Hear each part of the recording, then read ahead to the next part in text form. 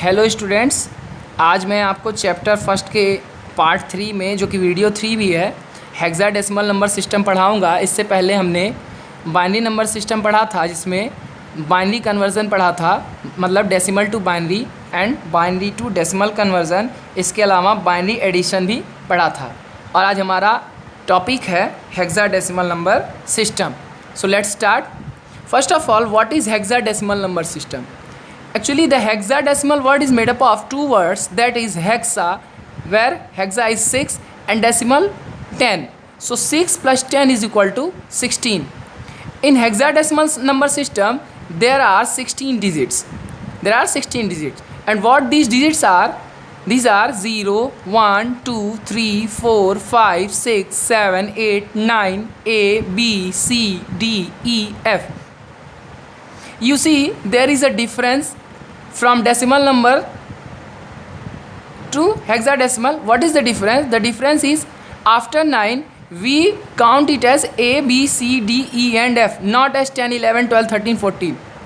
So this is a difference in hexadecimal number system. We count 10 as A, 11 as B, 12 as C, 13 as D, 14 as E and 15 as F, or A as 10, B as 11, C as 12, D as 13, E as 14 and F as 15. So these are 16 digits. You can count 1, 2, 3, 4, 5, 6, 7, 8, 9, 10, 11, 12, 13, 14, 15, 16. So the first digit is 0 and the last digit is F, that is 15. So you have to take care that after 9 we read as A, B, C, D, E, F, not 10, 11, 12, 13 and 14. Okay, now the base of hexadecimal number system is 16. Why 16? Because these are 16 digits in hexadecimal number system. And now we will talk about place value of hexadecimal number system. The place value of hexadecimal number system is as similar as decimal and binary, but there is only difference. The base is 16. Okay, look, 16, 16, 16, all these are the base 16, and the power starts from 0, 1, 2, 3, 4, 5 and so on. So 16 to the power 0 is equal to 1, 16 to the power 1 is equal to 16, 16 to the power 2 is equal to 256, 16 to the power 3 is equal to 4096 and so on. And you can manage it as also 1 into 16 is equal to 16, 16 into 16 is equal to 256, 256 into 16 is equal to 4096 and 4096 into 60 is equal to 65536 and so on. Now we will move to the next part, that is the important part, conversion from decimal to hexadecimal number system. In hexadecimal number system, conversion is as similar as to binary, but the only difference is that in binary conversion we divide the decimal number by 2, and here we will divide the decimal number by 16. Okay, and the same rule will be applied here also. Let's take an example. Here 459 is as a decimal number, and we have to find hexadecimal equivalent of 459. Okay, so make 3 columns. In first column fix 16, and in the second column, that is the middle column, it is the decimal number system which is given in the example 459, or which we have to find the hexadecimal equivalent. And here it is the third column, and third column is for remainder portion. Okay, now start division. 16 2 ja 32. Here I have written already 16 2 ja 32 and 13 after subtraction, and 9 and 16 8 ja 128, and after subtraction there is 11. 11 is remainder, so we will note it down as here in the remainder portion. 11 is remainder and 11 is here, and 28 is the quotient, so 28 is noted here. Now divide further.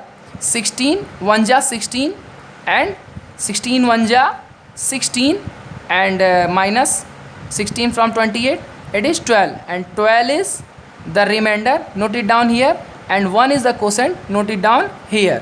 Okay, देखिए इसमें हुआ क्या है, कुछ करना नहीं, आपको 3 column बनाने हैं। जैसे हम बाइनरी में 2 से डिवाइड करते थे, यहाँ पे आप 16 से डिवाइड करेंगे, और जिसका ये जो डेसिमल नंबर है, जिसका हमको हेक्साडेसिमल निकालना है, वो यहाँ बीच में लिख देंगे, और इधर रिमाइंडर पोर्शन रहेगा, और हम डिवीज़न परफॉर्म करेंगे। तो 16 से हमने इसमें पहले डिवाइड किया, यहाँ एग्जांपल बना के मैंने दिखाया, ये रफ है, पहले भी आपको बताया था, इसको करते नहीं है फेयर में।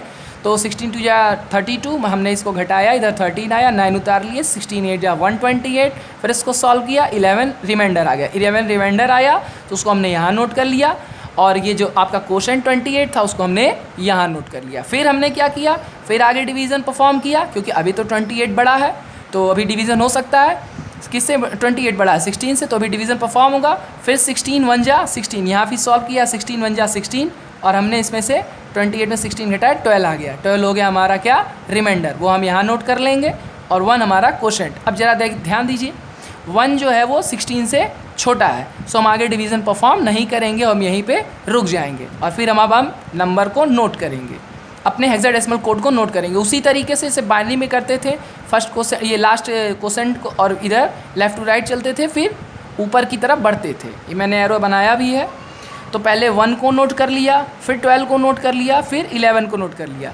अब देखिए, ध्यान देने वाली चीज़ ये है कि ये हेक्साडेसिमल कोड है, और मैंने आपको बताया था कि 9 के बाद हम 10 11 12 नहीं लिखते, ABCDEF लिखते हैं। तो मैंने बस आपको यहाँ एक बार दिखाने के लिए दिखा दिया है, ये लिखते नहीं है, ठीक है। तो हम डायरेक्टली क्या लिखेंगे, ये सब सॉल्व करने के बाद 1 और 12 के लिए C, 11 के लिए B। क्या था 12 के लिए? 12 के लिए हमारा था C, और 11 के लिए था हमारा B। तो ये हो गया हमारा अपना हेक्साडेसिमल कोड, जो कि 459 डेसिमल था, उसका इक्विवेलेंट है 1CB। ठीक है, इस तरीके से हमारा कन्वर्ज़न होता है। चलिए एक और एग्जांपल ले लेते हैं, थोड़ा और समझ में आ जाएगा। मान लिया कि हमारा एक नंबर है, मानते हैं कुछ नंबर ले लेते हैं, इसमें 459 था, चलिए 472 ही ले लेते हैं, इसी के आसपास लेते हैं, फिर डिवीज़न करते हैं। 3 कॉलम बना लीजिए, 16, फिर सॉल्व करते हैं, इधर रफ में करते चलते हैं, गलती होने के चांसेस नहीं रहेंगे। ठीक है, 472, 16 2 जा 32, अभी 48 हो जाएगा, 16 3 करेंगे तो 16 2 जा 32, इधर घटाएं, 7 में से 2 जाएगा 5, और 4 में से 3 गया 1 और 2। अभी देखिए 16 8 जा 124, एंड 16 9 जा 144 होता है। ठीक है, 12 में से 4 गया 8। ठीक, इसको सॉल्व कर लेते हैं, सब माइनस कर लेंगे, और इधर आ गया 0 और ये 0, तो हमारा क्या बचा? 8 ही रिमाइंडर बचा। तो ये 8 हमारा रिमाइंडर बचा, इस रिमाइंडर को हम कहाँ लिख लेंगे? यहाँ, और हमारा क्वोशेंट कहाँ आ जाएगा? यहाँ। फिर अभी और डिवाइड कर सकते हैं, क्योंकि 29 अभी 16 से बड़ा है। फिर करते हैं 16 1 जा 16, 1 टाइम्स ही जाएगा, ये भी करके आप देख लीजिए, रफ में कर लीजिएगा, गलती नहीं होगी। ठीक, 16 1 जा 16, 9 में से 6 गया 3, 2 में से 1 गया 1, अभी हमारा क्या रिमाइंडर बच गया? 13। 13 रिमाइंडर लिख लिया, और क्वोशेंट क्या था? 1, और फिर हम अपने कोड को नोट कर लेंगे। तो क्या था? 472, ये डेसिमल था। देखिए जो नीचे मैं लिखता हूँ ये बेस होता है, क्यों? क्योंकि 472 क्या है? एक डेसिमल नंबर है। आप नहीं लिखेंगे तो चलेगा, वैसे स्टैंडर्ड प्रोसीजर है, फिर भी नहीं लिखेंगे, आपके बुक में नहीं दिया, कोई दिक्कत नहीं है।